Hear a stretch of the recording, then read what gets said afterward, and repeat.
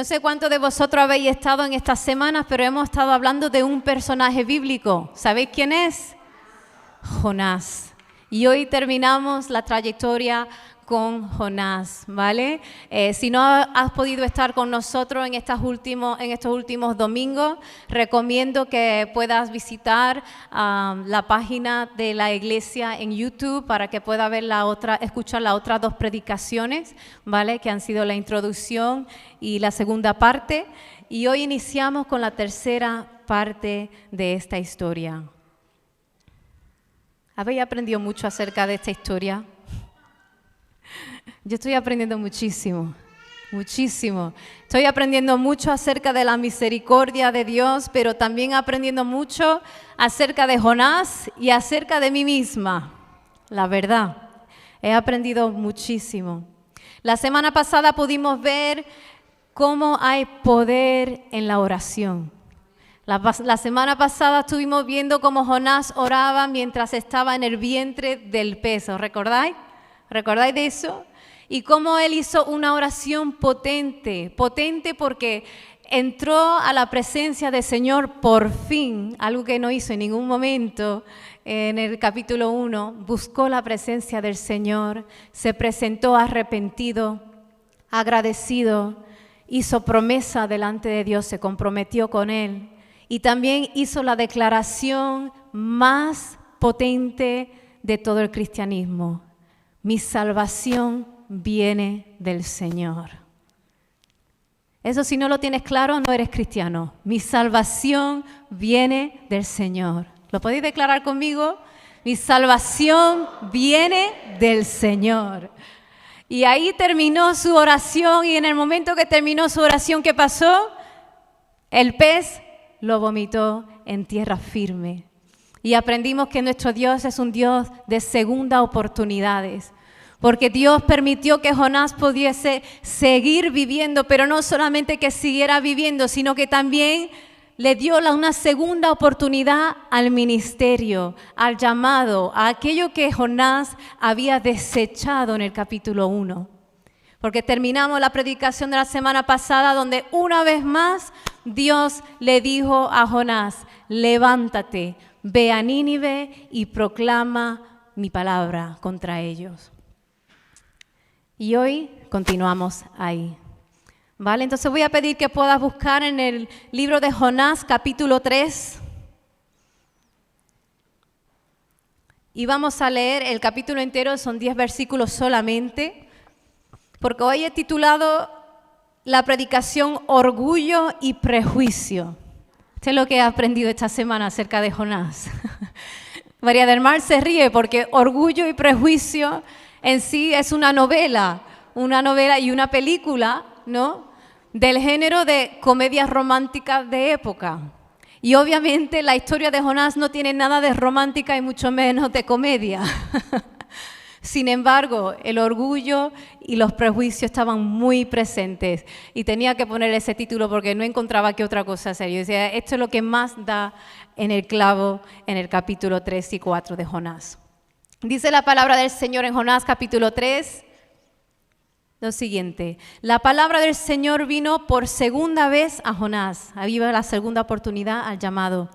Levántate y ve a la gran ciudad de Nínive y proclámale el mensaje que te voy a dar. Jonás se levantó y se encaminó a Nínive, como el Señor le ordenó. Nínive era una ciudad tan grande que se necesitaban 3 días para recorrerla. Jonás entró a la ciudad, la recorrió todo un día mientras proclamaba: dentro de 40 días Nínive será destruida. Y los ninivitas creyeron a Dios, proclamaron ayuno y desde el mayor hasta el menor se vistieron con ropa áspera en señal de arrepentimiento. Cuando el rey de Nínive se enteró del mensaje, se levantó de su trono, se quitó su manto real, se vistió con ropa áspera y se sentó sobre ceniza. Luego mandó que se pregonara en Nínive, por decreto del rey de su corte: ninguna persona o animal, ni ovejas, ni vacas probará alimento alguno, ni tampoco pastará ni beberá agua. Personas y animales vestirán telas ásperas y clamarán a Dios con todas sus fuerzas. Ordena asimismo que cada uno se convierta de su mal camino y de sus hechos violentos. ¿Quién sabe? Tal vez Dios cambie de parecer y aplaque el ardor de su ira y no perezcamos. El versículo 10 dice, al ver Dios lo que hicieron, es decir, que habían abandonado su mal camino, cambió de parecer y no llevó a cabo la destrucción que había anunciado. Desde el capítulo 1 sabemos de que Dios había llamado a Jonás a dar una palabra de juicio a esta nación. Pero solamente aquí en este capítulo es donde vemos cuál es ese juicio. Y el juicio era, dentro de 40 días, Nínive será destruida. Nínive, hemos dicho que era una ciudad que vivía en pecado, un pecado tan escandaloso, tan horrible. Estaban conocidos como los mayores torturadores de la historia en el reinado de Asiria. Habían diseñado unas técnicas para torturar a sus enemigos que hasta el día de hoy permanecen en la historia como las mayores formas de torturar a la gente. Y Dios dice que en 40 días los voy a destruir. Cuando los ninivitas escucharon esto, ¿qué pasó? Creyeron enseguida. Y me encanta el detalle que pone 40 días, porque Dios podía haber proclamado de aquí a 6 horas, podía haber dicho de aquí a 3 días, pero no, le dio 40 días para que reflexionaran sobre sus caminos y se arrepintieran. Y aquí vemos solamente con ese acto de darle 40 días la misericordia de Dios una vez más. La misericordia de Dios, que es el énfasis de este libro entero. Misericordia, ¿por qué? Porque Dios no tenía por qué esperarlos a ellos más. Sin embargo, dijo, 40 días más os voy a dar. Los ninivitas, como ya hemos leído, creyeron, hicieron ayuno. Dice que desde el más pequeño hasta el mayor dejó de comer, dejó de beber. Incluso los animales estuvieron en ayuno y se arrepintieron de sus malos caminos. ¿Y sabéis qué pasó? Lo hemos leído. Dios los perdonó y no mandó destrucción sobre ellos. Si algo podemos aprender de este capítulo es que Dios es muy paciente y nos espera. Nos avisa, pero nos espera. Dios llevó el mensaje a los ninivitas. Era un mensaje de juicio, porque Dios nos avisa cuando estamos en pecado. Él nos avisa. No sé cuántos de vosotros habéis recibido avisos cuando uno sabe que lo está haciendo mal. Dicen como unas banderas rojas. No, una alerta roja que de momento sale y tú sabes que Dios te está avisando. Pero Dios nos ama tanto que no solamente nos avisa, sino que es paciente y nos espera. Los ninivitas se arrepintieron en el momento, pero Dios le había dado 40 días sin tener por qué. Fijaros, ¿cuánto tiempo te ha dado Dios a ti? ¿O te está dando a ti? El amor de Dios es tan grande que es imposible de que nosotros podamos entenderlo con nuestra mente. Pero Él nos avisa y nos espera. Sea el pecado que tú tengas, sea aquello que tú pienses que es imperdonable, que has hecho, te digo, Dios te sigue esperando. Solamente hizo falta el arrepentimiento de una nación entera para Dios no llevar a cabo su plan de destrucción. Dios te espera. Recuérdalo, que no se te olvide nunca, porque a mí ese detalle de los 40 días me llegó tan profundo. Dios no tenía por qué esperar, sin embargo lo hizo. Los ninivitas no eran ni su pueblo llamado y escogido, sin embargo Dios lo esperó. Y de la misma manera lo hace con nosotros. Amén. Dice la palabra de Dios que se arrepintió toda la ciudad de Nínive. Más adelante aprendemos que eran 120,000 personas que se arrepintieron de sus malos caminos y Dios los perdonó. En Lucas 15:10 dice que se alegran los ángeles de Dios por un pecador que se arrepiente. Por uno que se arrepiente hay fiesta en los cielos. ¿O imagináis a los ángeles gozándose, saltando de alegría, cantando con gozo? Por uno. Y en Nínive eran 120,000 personas. Imaginaros el festín que hubo ese día en el cielo. Pero no todo el mundo estaba contento. Porque si empezamos a leer en Jonás capítulo 4, dice que, pero esto disgustó mucho a Jonás y lo hizo enfurecer. Así que oró al Señor de esta manera: oh Señor, ¿no era esto lo que yo decía cuando todavía estaba en mi tierra? Por eso me anticipé a huir a Tarsis, pues bien sabía que tú eres un Dios misericordioso y compasivo, lento para la ira y lleno de amor, y que cambias de parecer y no destruyes. Así que ahora, Señor, te suplico que me quites la vida.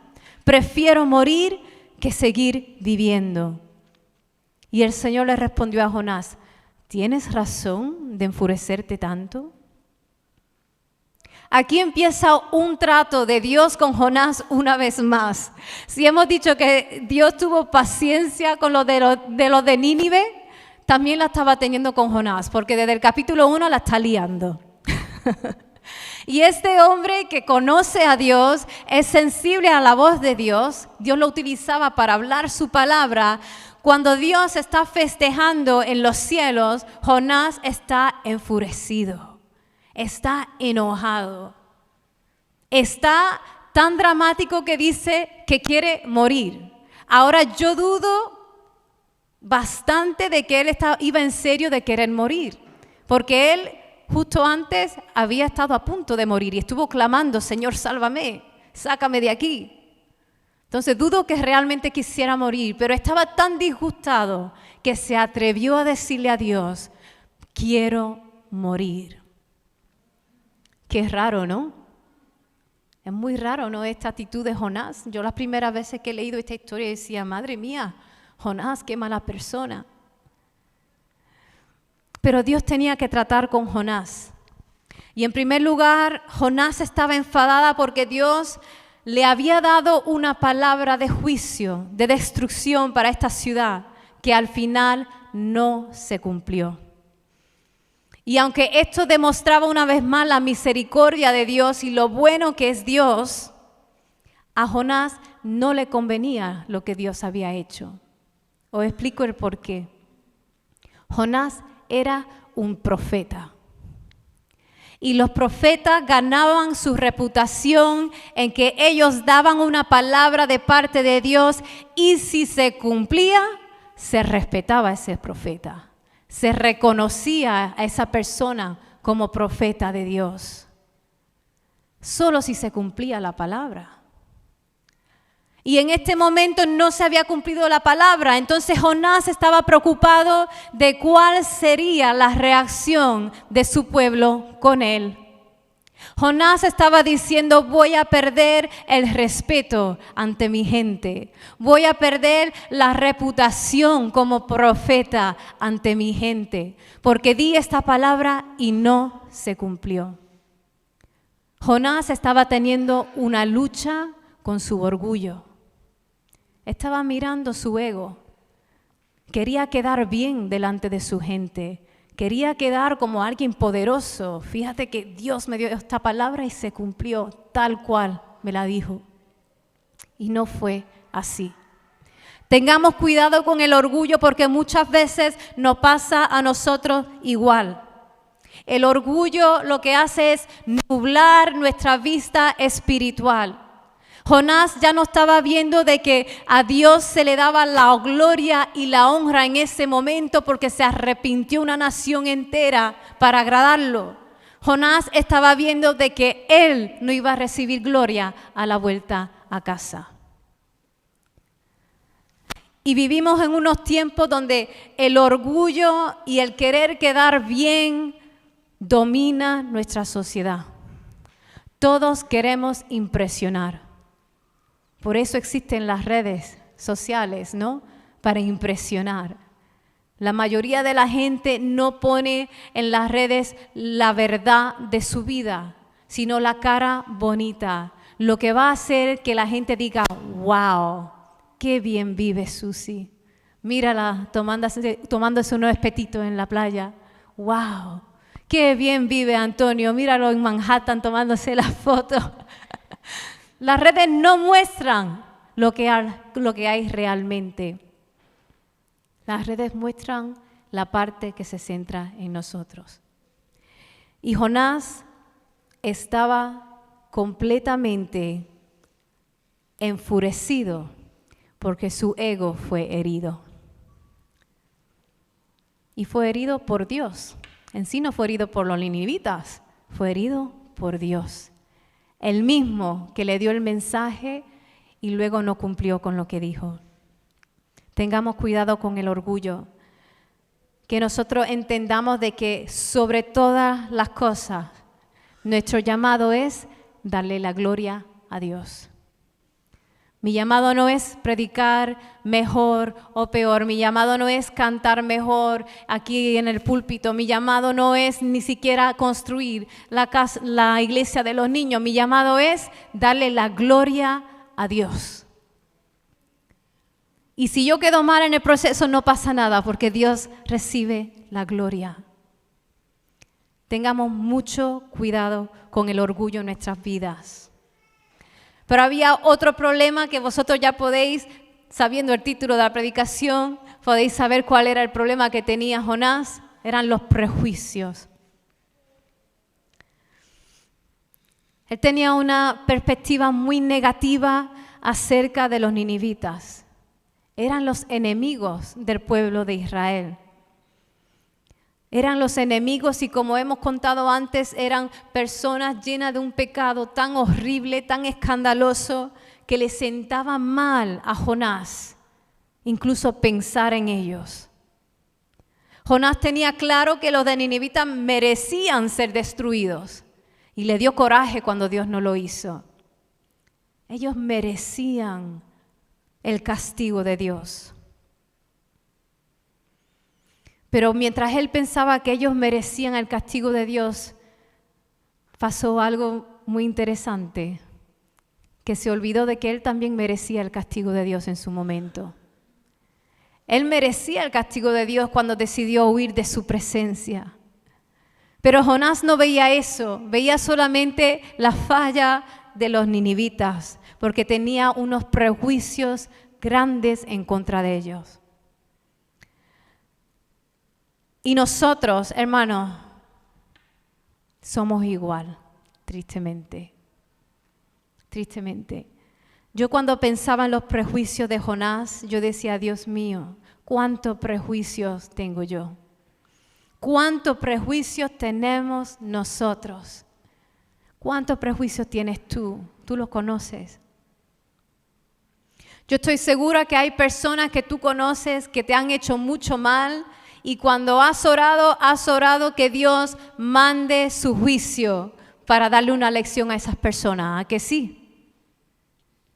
¿O soy yo la única carnal aquí? Yo he orado así, en mi ignorancia. He orado así. No oramos para que Dios le muestre misericordia, sino para que Dios le dé un buen tras, como se dice aquí. Señor, tú sabes lo que me ha hecho. Defiéndeme, Padre. Que ellos se enteren. Los latinos dicen un pau pau, ¿no? Yo me he criado con el pau pau. Señor, que se enteren de que yo soy tu hijo. Tú has visto que han sido injustos conmigo. Tú has visto que han querido hacerme daño. Señor, pues tócalos. Tócalos, pero no los toques con tu misericordia. Tócalos con tu juicio. Oramos así, para nuestra vergüenza. Somos Jonás.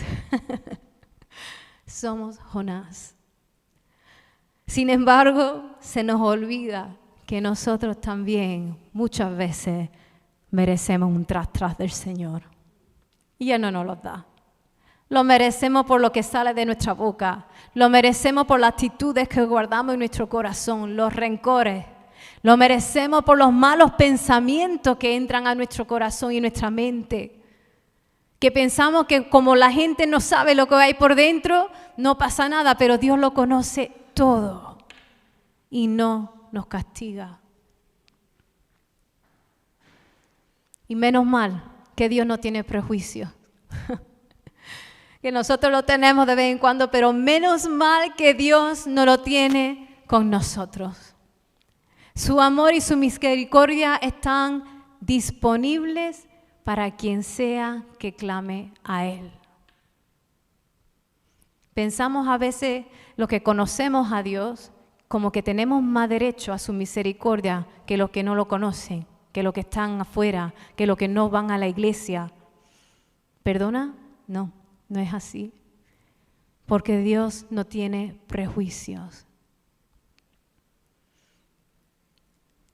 El Señor me retaba y me decía, ¿y si empiezas a combatir tus prejuicios pidiendo la misericordia de Dios para aquella persona que te hizo daño?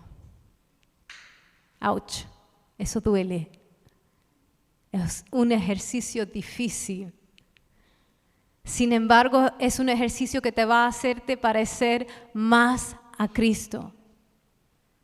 Porque ¿sabe lo que hizo Jesús en la cruz? ¿Os acordáis lo que Él dijo? Padre, perdónalos porque no saben lo que hacen. Padre, muestra tu misericordia. Aunque estén intentando humillar a tu hijo, muéstrale misericordia porque ellos no saben lo que hacen. Aprendamos a combatir nuestros prejuicios de la misma manera, pidiendo misericordia para aquellos que nos han herido. Hay mucho silencio, esa parte no ha gustado, ¿a que no? La verdad que lo siento, pero es palabra de Dios. Tenemos que pedir misericordia para nuestros enemigos. Que nuestros prejuicios no nublen nuestro entendimiento espiritual de ellos. Amén. El Señor no había terminado con Jonás aún. Le mostró el orgullo que él tenía, los prejuicios que tenía, pero también hubo una última lección para Jonás. Y lo podemos leer en el capítulo 4, versículos 5 al 11. Dice que esto todo pasa cuando ya se han arrepentido la ciudad de Nínive, Dios no manda su juicio y dice que Jonás salió y se sentó al este de la ciudad. Allí hizo un cobertizo y se sentó bajo su sombra para ver qué iba a suceder con la ciudad. Encima, quería él estar en primera plana para ver la destrucción que Dios dijo que iba a enviar. Para aliviarlo de su malestar, Dios el Señor dispuso una planta, la cual creció hasta cubrirle a Jonás la cabeza con su sombra. Jonás se alegró muchísimo por la planta, pero al amanecer el día siguiente, Dios también dispuso de un gusano que le hiriera y la planta se marchitó.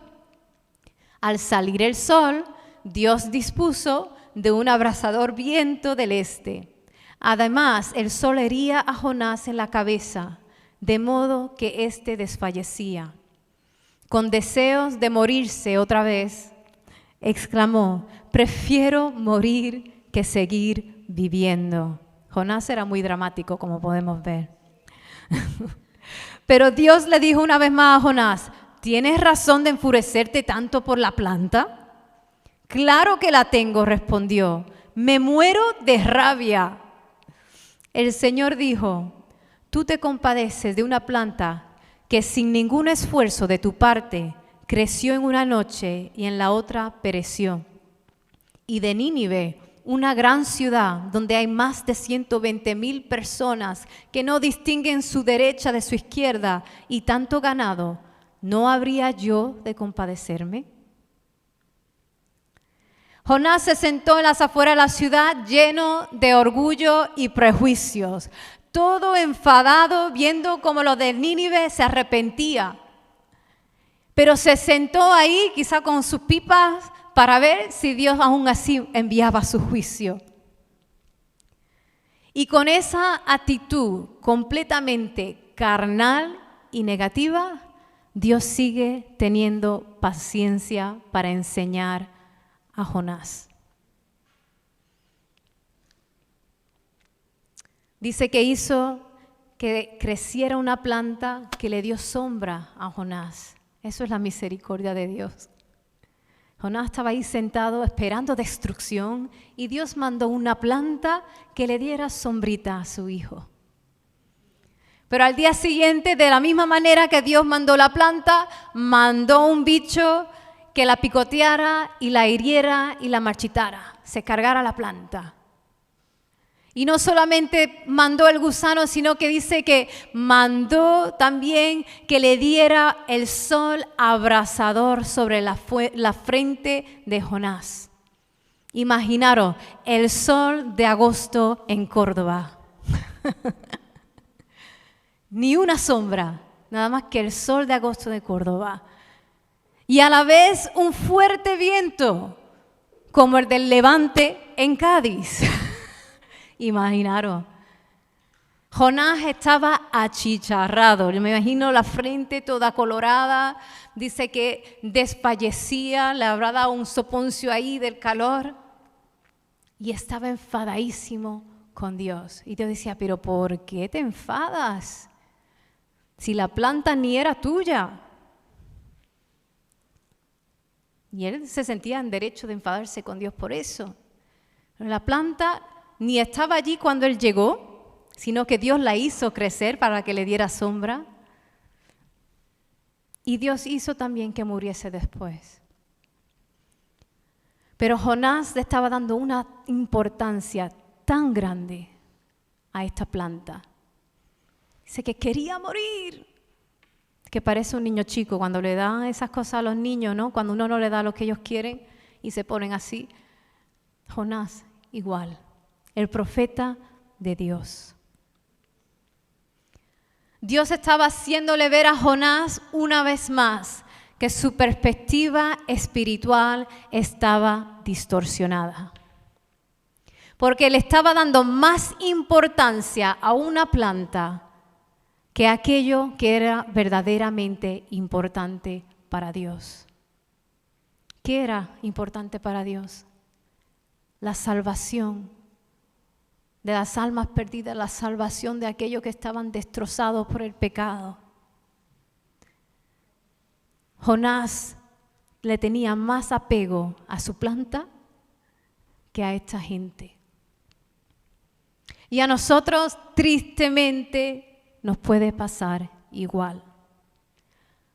Yo conozco a gente que le tiene más apego a su casa, a su coche, a algún regalo que se le ha hecho, a ciertos lugares específicos por los recuerdos que guardan, a sus mascotas. Le tienen más precio que a otras personas que se están perdiendo en el pecado.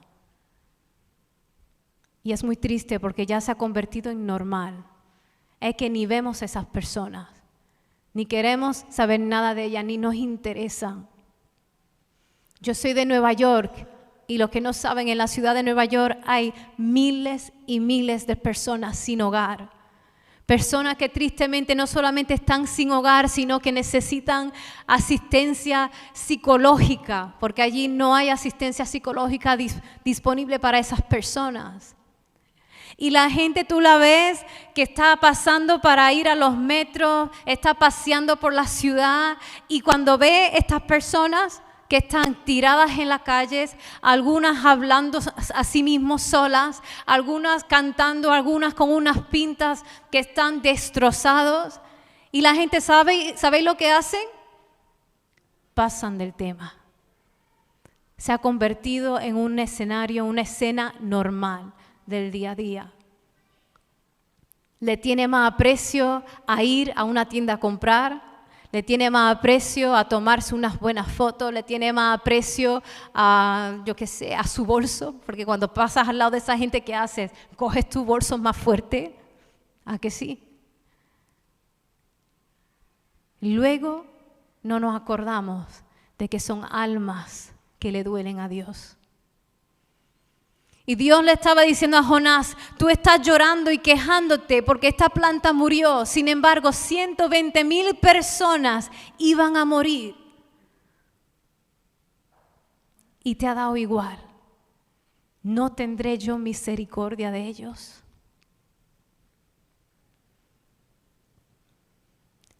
Tenemos que valorar, hermanos, lo que nosotros consideramos importante. Y pensar bien si verdaderamente es importante para Dios. Guardamos muchas cosas como importantes que no son importantes para nada. Y las cosas que le duelen al corazón de Dios, al nuestro muchas veces no nos duele. Si somos hijos de Dios, lo que le duele a Él nos debe doler a nosotros. Reevaluemos lo que nosotros pensamos que es importante. Sin duda alguna, esta historia de Jonás a mí me ha enseñado muchísimo. Me ha enseñado sobre la paciencia y la misericordia de Dios. Sobre todo de que está activa en todo momento. Solamente hace falta que clamemos en arrepentimiento. Da igual si eres como Jonás y Él te ha llamado y tú has huido de su llamado. Da igual si eres como los de Nínive, si has estado impregnado de pecado hasta las trancas. Si clamas a Dios, Él extiende su mano en misericordia. Pero también hoy aprendo que mi orgullo, mis prejuicios, mis pensamientos acerca de lo que verdaderamente importa, también afectan cómo Dios obra en mí. Hoy terminamos la historia de Jonás y la verdad que ojalá hubiese más acerca de este hombre porque la Biblia realmente no dice mucho más acerca de Jonás y termina el capítulo con eso, con esa exclamación de Dios hacia él. No sabemos si Jonás rectificó más adelante y entendió el corazón de Dios. Pero yo quiero que nosotros podamos en esta hora orar para terminar. Voy a pedir que tú puedas estar en pie. Y hoy vamos a orar para que el Señor trate con nuestro orgullo. Porque somos orgullosos. Somos orgullosos. Y tenemos nosotros que saber poner nuestro yo en su lugar correcto, ¿vale? Hemos sido llamados para darle la gloria a Dios. Nuestro único llamado, darle la gloria a Dios. No para nosotros enaltecernos, no para nosotros hacer que la gente esté impresionada con nuestros éxitos, sino que podamos darle la gloria a Dios en todo. Vamos a presentarle también a Dios nuestros prejuicios. Yo sé que tú tienes prejuicios, los tengo yo. Dios tiene que tratar con ellos todos los días. Y vamos a orar, Señor, quita los prejuicios porque tú no los has tenido conmigo. Los prejuicios que yo tengo con otros, quítamelos, Padre. Que yo pueda entender que de la misma manera que tu misericordia ha sido disponible para mí, está disponible para ellos. Da igual el mal que han hecho. Y yo te voy a desafiar a que puedas presentar personas específicas en tu oración. Personas que igual tú le has estado pidiendo a Dios que traiga juicio, castigo sobre ellos por el mal que te han hecho. Pues yo voy a pedir que tú puedas orar en este día orando por misericordia sobre sus vidas. Y vamos a orar también que el Señor pueda abrir nuestros ojos y nuestros sentidos espirituales para que le demos importancia a lo que Dios le da importancia. Son las almas, son aquellos que se pierden, son aquellos que aún no han tenido la oportunidad de conocer que hay alguien que los perdona y extiende su mano de misericordia, que hay alguien que está dispuesto a darlo todo por ellos, aún en su pecado. Y vamos a orar al Señor en esta mañana. Padre, yo te doy gracias, Señor, en este día por la historia de Jonás, Señor. Gracias, gracias por todo, Señor, lo que tú me has enseñado a través de este hombre, Señor, a través de estos 4 capítulos, Padre.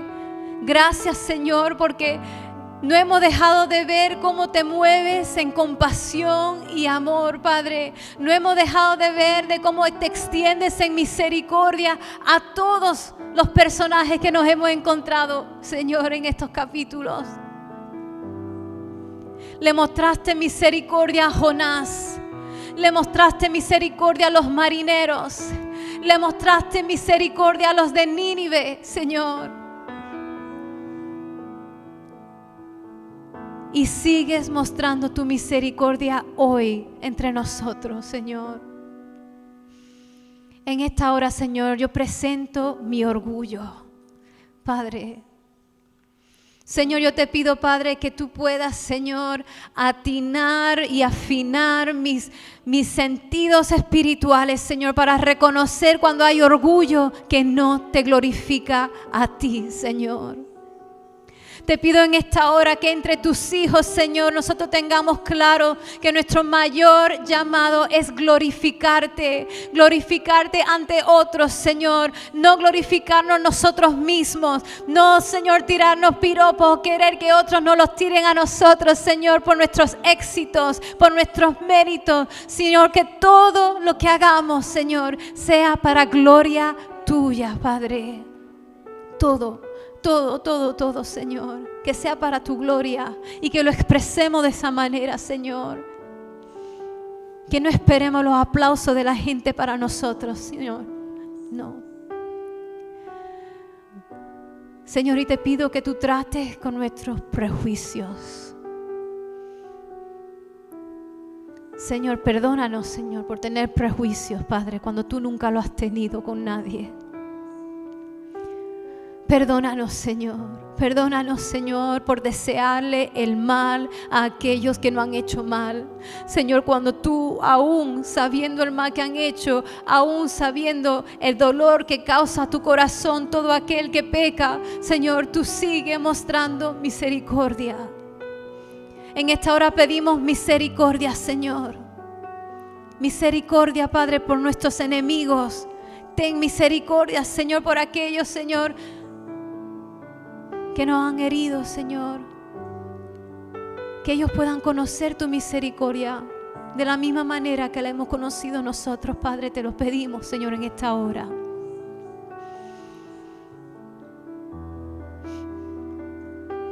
Misericordia, Señor. Misericordia, Padre. No hay nada como tu misericordia. Señor, y te pedimos, Padre, que nos ayudes, Señor, a valorar lo que tú valoras, a amar aquello que tú amas, a sufrir por aquello por lo que tú sufres, Señor. Que nuestro corazón sea conmovido, Señor, por las almas que se pierden, Señor, porque tú te conmueves por ellos, Padre.